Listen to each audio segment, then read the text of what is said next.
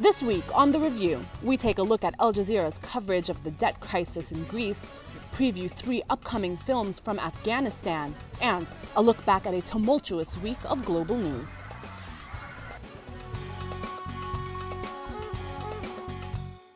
Hello and welcome to The Review, the show that goes behind the scenes at Al Jazeera but also lets you do the talking.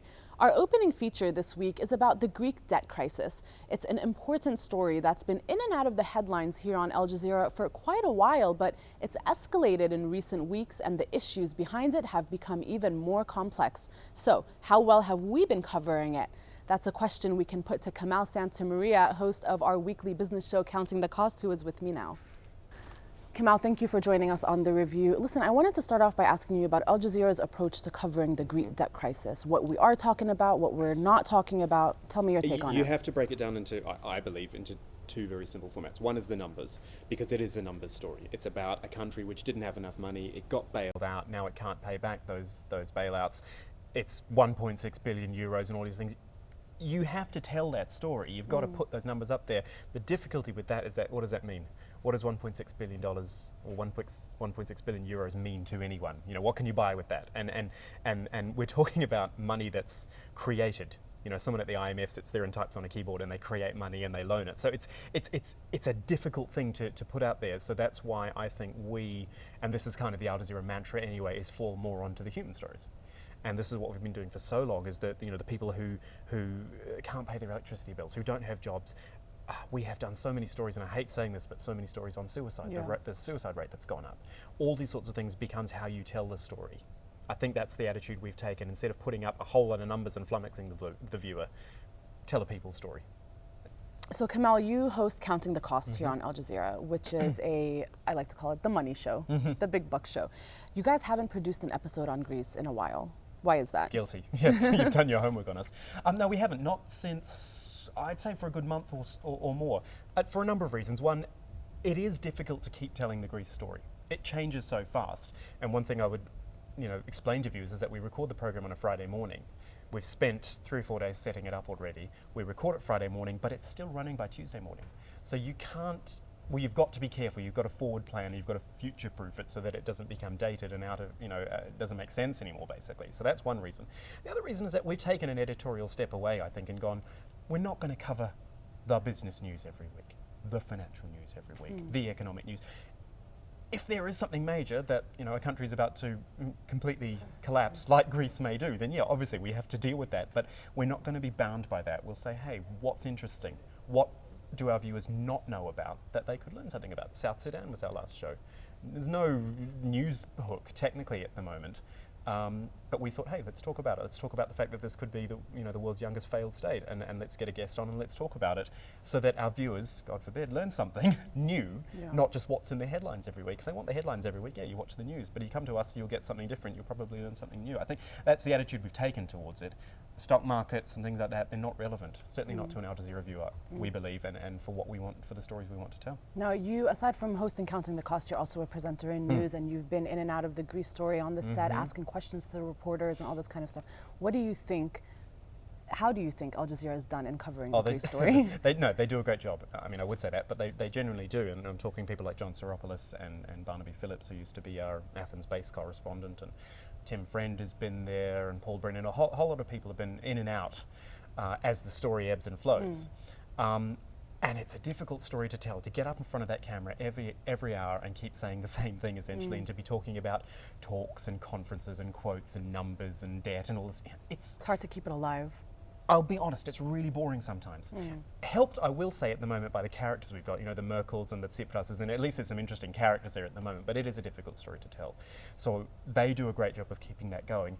But then also, and this goes back to your original question about how we attack the story, and that is the people story. You keep going back and telling those because that will make it relevant. All those numbers that you put on screen and that you talk about, it will become relevant when you see the guy who can't pay his bills or who's out on the street because there's no electricity or hasn't got a job, all those things. Humanizes it, makes it relevant. That's what they do, and they do a great job of it. Very good. Thank you, Kamahl, for joining us on this episode of The Review. So, aside from those events in Greece, what else have we been reporting on this past week? Well, there has been a lot going on. Here's a look back at a chaotic and bloody few days.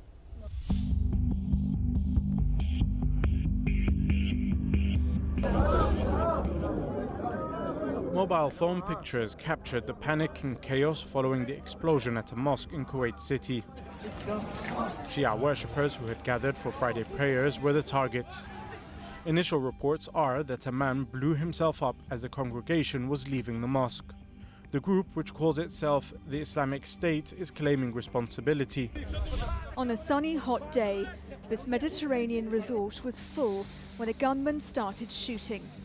His weapon was hidden inside a beach umbrella.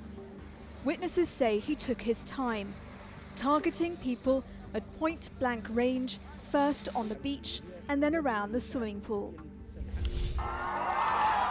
As the verdict was made public, cheers outside the US Supreme Court. The decision on a 5-4 majority that bans on same-sex marriage were illegal and had to go. 14 states, mainly in the south and Midwest, will now be brought into line with the rest of the country. Around 1,000 people were dancing at a water park in New Taipei City when coloured theatrical powder that was being thrown from the stage accidentally ignited.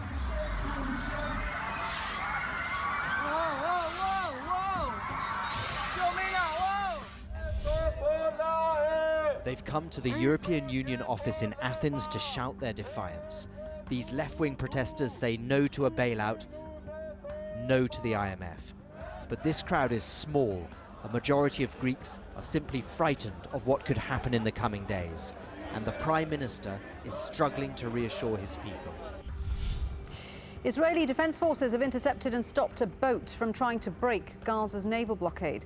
Activists on board the vessel have released a video on social media saying they're not safe. If you see this video, it means that the Israelis have broken international law again. It means that they took us as prisoners, acting like pirates. It means that again, they have prevented us to reach Gaza. It's a grim task, finding the dead among the pieces of this shattered Hercules C-130 military aircraft. The plane was carrying soldiers and their families in what should have been a routine trip. It had been in the air for just a few minutes before it crashed. Egypt's military hits back. The Air Force launches strikes at targets in northern Sinai as tanks patrol the border with Gaza and Israel. The area is in lockdown after a series of coordinated attacks on Egyptian security forces. Fighters in the Sinai have stepped up their campaign after the military overthrew of former President Mohamed Morsi in 2013. A very public act of diplomacy. The U.S.'s representative in Havana presents a letter to the interim foreign minister. And with that, Washington restores diplomatic ties with Cuba after more than 50 years.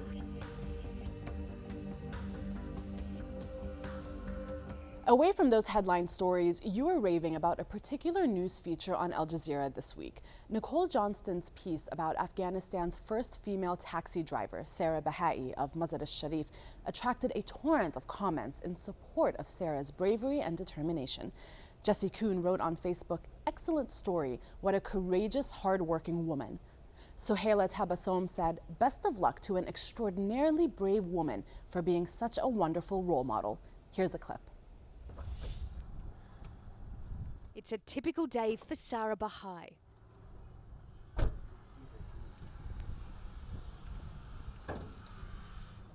Quick look under the bonnet.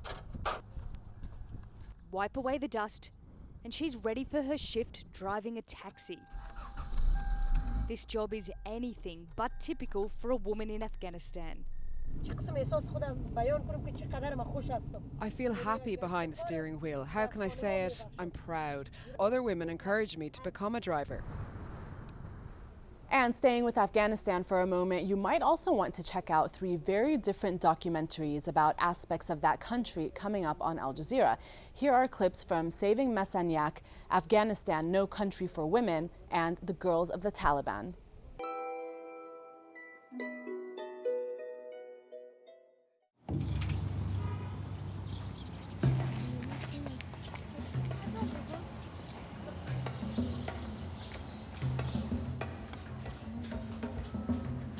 مدارس و خانه‌هایی که درس قرآن می‌شوند این را بر این مردم پخش می‌کنند و نشر می‌رسانند.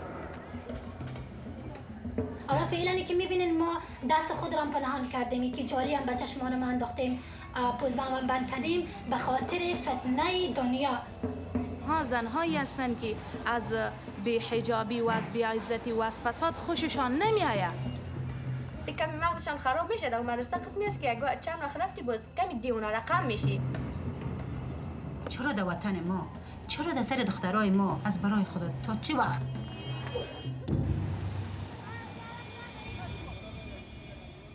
Kunduz, northern Afghanistan. It's the fifth largest city in the country, home to more than 300,000 people. It was once a Taliban stronghold. Today, particularly in the towns and cities, women can go outside without their husbands or fathers. They can work, and girls can go to school and even university. But there's a growing feeling amongst women's rights groups that these freedoms are again under threat. A new wave of privately run madrasas, or religious schools, are opening across the country. The most controversial of these is Ashraf ul Madaris in Kunduz, with 6,000 girls studying there full-time.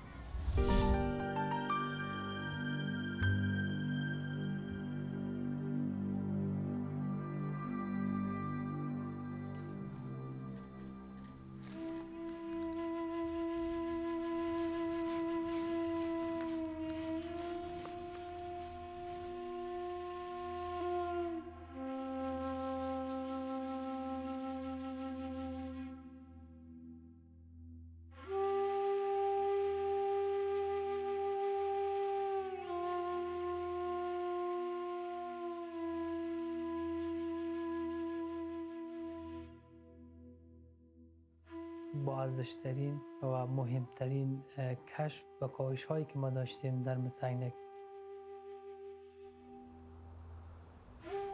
که در قسمت حفظ و نگهداری اون ما تلاش کوشش خود زیاد کردیم و حتی شاید زندگی ما به موضوع حفاظت کردیم و نگهداریش کوشش خود.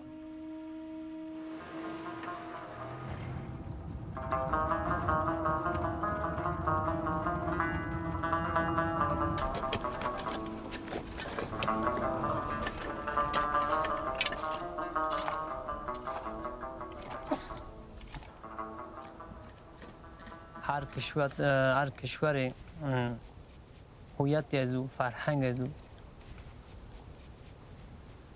بالاتر از همه چیز است. ما فقط به خاطر از اینکه هویت و فرهنگ مردم خود حفظ کرده باشیم و به جهانیان نشان بدیم که ما چنین مدنیتی داشتیم.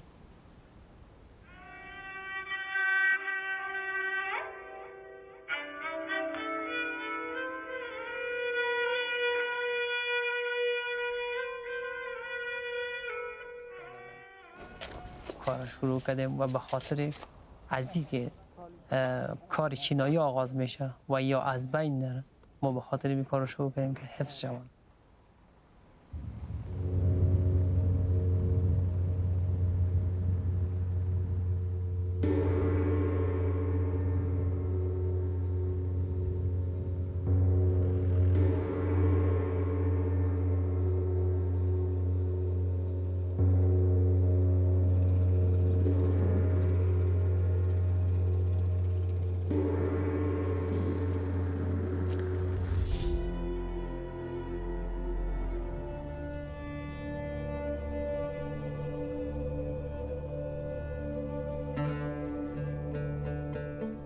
It's a country that has been through 30 years of war. Millions of people in Afghanistan have been devastated by the conflict, particularly women. Under the Taliban, they were virtual prisoners, flogged or even executed if they dared to defy their laws. Much has improved since the fall of this brutal regime, but many still live in fear. A report by Global Rights estimates that around 90% of women here experience violence or are forced into marriage. Most suffer behind a veil of silence, never speaking about their torment.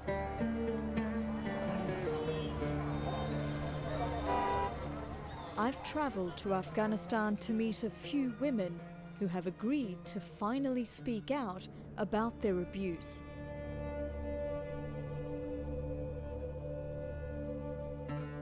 That's almost it for this week's episode of The Review, but on a last and sad note, we want to end by marking the tragic death of one of our Al Jazeera colleagues, Mohammed Al-Asfar, a cameraman for our sister channel Al Jazeera Arabic. He was killed in Syria on June 26th while covering the fighting between Syrian government troops and opposition forces in the province of Daraa. Our thoughts go out to his family.